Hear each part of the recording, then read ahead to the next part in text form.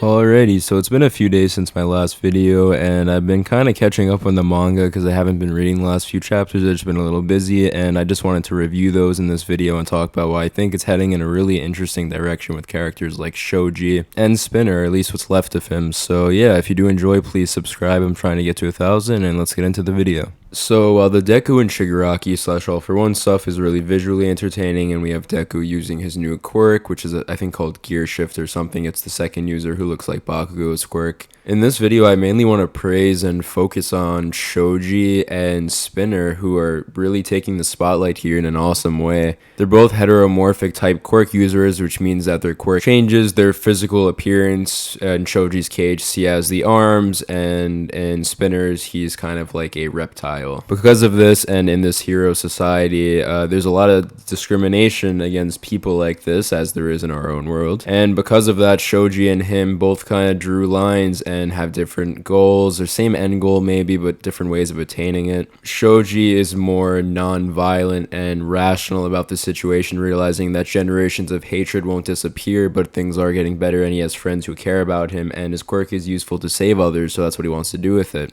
Spinner, on the other hand, has become resentful, and rightfully so. He should feel resentful, but he may be taking out in a wrong way, especially now that All For One essentially gave him quirks that are making him just be a complete monster, and Shoji's saying that an attack like this will just set them back, if anything, because people will blame it on him being a heteromorphic user. This is all really complex stuff, and I don't necessarily want to dive too into depth in this video. I feel like a lot of people will probably do that better, but I just want to give the general idea and why I really enjoy it so much. This random spotlight on two characters who don't get too much, although I have to say Spinner's throughout the series, and Shoji's as well, with his mask and everything, and him being insecure about his face, is done really well and taken seriously, especially with Spinner, his love for Shigaraki or his admiration for him. And I think the anime actually cut this out, but at the beginning of My Villain Academia, they essentially all fight together, a racist like group of anti-heteromorphic people. I vaguely remember it, but I just remember it was cut from the anime. But yeah, Spinner's had really beautiful development, and Shigaraki really did care about Spinner. And we actually had a cool flashback where apparently they both play League of Legends, so that's really cool. And honestly, I just miss Shigaraki in the old League of Villains. Things have really changed now, and we have Dabi's hatred on one end, Shigaraki being controlled, as well as Spinner now being controlled. It's all for one at the end of the day. And I do miss these character dynamics, but I almost do enjoy what happened at the moment, because it's so tragic that all these people are just being controlled by All For One. And although they may think that they're attaining their own goals by doing this, Spinner is just essentially a mindless zombie to be used by All For One, and he's not really accomplishing anything, and he can't even think straight.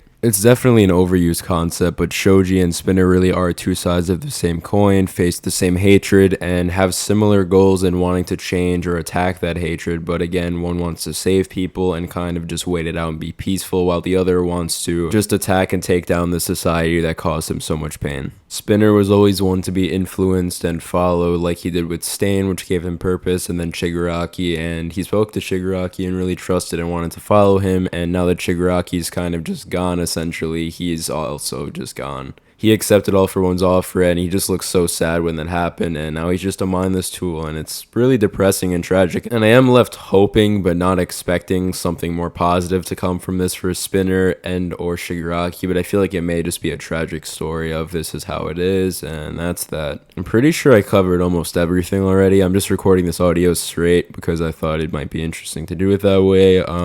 But yeah, we actually see a little more of Shoji's relationship with his classmates, which is really beautiful, like Kirishima and Kaminari, as well as Shoji's only time enjoying or being happy about his quirk and who he was and how he looked is when he saved a little girl, and she was thankful for it. Or at least I'm pretty sure she was thankful. I don't think she was scared. It's kind of hard to see in the translations, but I'm pretty sure she was thankful. And yeah, these two people who were both abused by the same sorts of racist and I guess heteromorphic anti-people, both are facing off now, one being kind of a mindless zombie to All For One, and the other still holding to his ideals and holding true to that and wanting to protect and save, while the other is just kind of focused on destroying and was consumed by his hatred, which was shown towards him.